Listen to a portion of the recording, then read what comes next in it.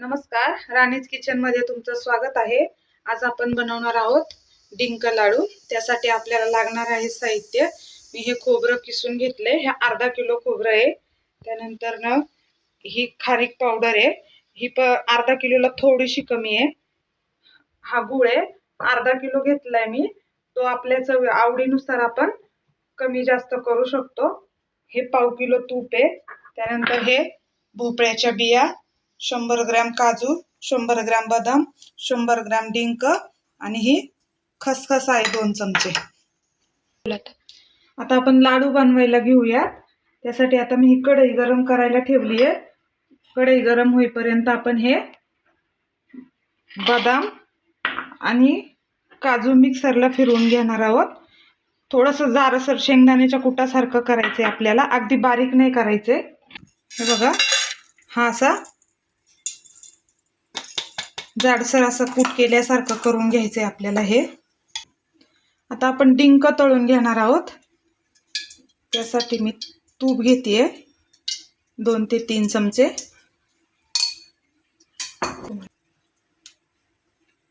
हा डिंक मी घेतलाय, हा बारीक डिंक आहे। मोठा डिंक असेल तर तो आपण आधीच खलबत्त्यात कुटून घ्यायचा आहे। मोठा डिंक आतमध्ये तळला जात नाही, त्यामुळे तो तसाच राहतो। आता मी हा बारीक घेतलाय, तो आपण आता थोडा थोडा करून तळून घेऊयात।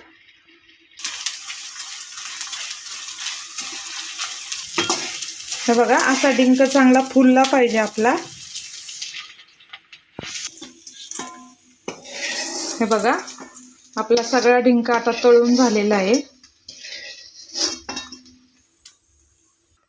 आता मी यातच 1 चमचा तूप घेतलंय आणि त्यात आपलं हे काजू आणि बदामचा जे आपण जाडसर कूट करून घेतला होता, तो मी बारीक गॅसवरती थोडासा तळून घेणार आहे।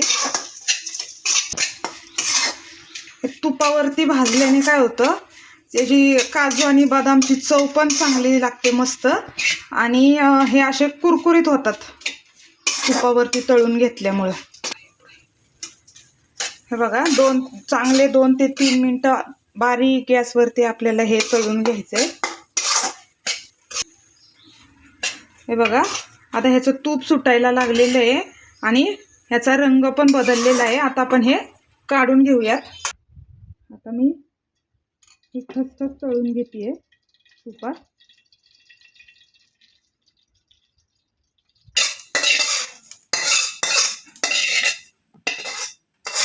पण ह्या भोपळ्याच्या बिया भाजून घेऊयात तेलात चांगल्या। बघा, आता आपल्या ह्या झालेल्या आहेत, आपण हे काढून घेऊयात। खोबरं आपण हलकं भाजून घेणार आहोत। हे पण आपल्याला मंद आचेवरती भाजायचंय। खोबरं भाजून घेतलं ना तर लाडू जास्त दिवस टिकतात। खारीक पावडर आहे, हे आता आपण थोडीशी भाजून घेणार आहोत। यात आपण 2-3 चमचे तूप टाकून भाजून घेणार आहोत। आपली खारीक पावडर पण झालेली आहे भाजून, ती काढून घेते। आपण खोबऱ्यापेक्षा खारकेचं प्रमाण कमी घेतलेलं आहे।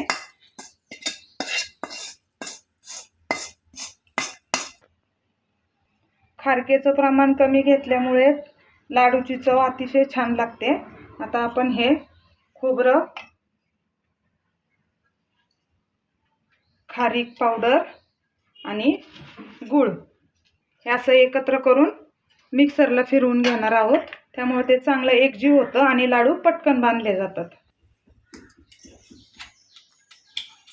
हे बघा, हे असं एकत्रित मिक्सरला फिरवून घ्यायचंय आणि काढून घ्यायचंय।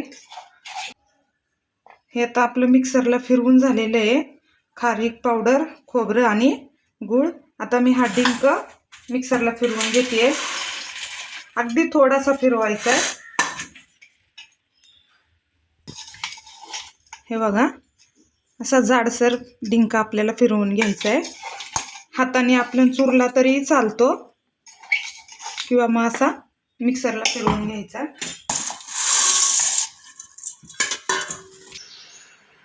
आता आपण हे सगळं चांगलं एकत्र करून घेऊयात।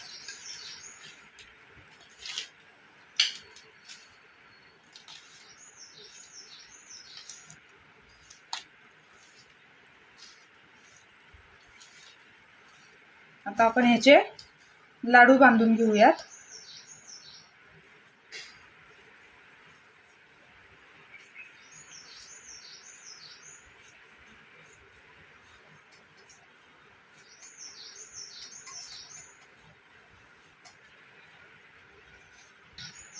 बघा, अगदी सहजपणे लाडू बांधले जातात.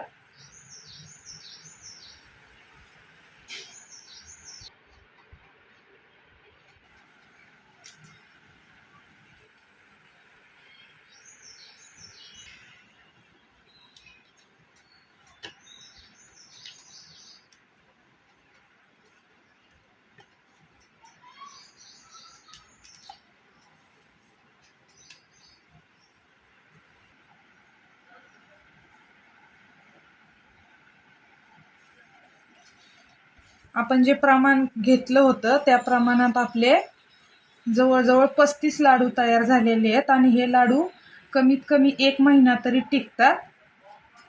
सकाळी नाश्त्याच्या वेळी आपण हे लाडू खाल्ले तर अजिबात भूक लागत नाही.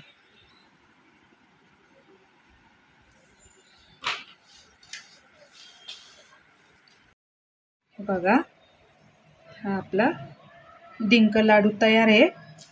हा लाडू लहान मुलांना आणि वयस्कर माणसांना पण अगदी सहजपणे चावला जातो. एकदम मऊ लाडू होतात हे.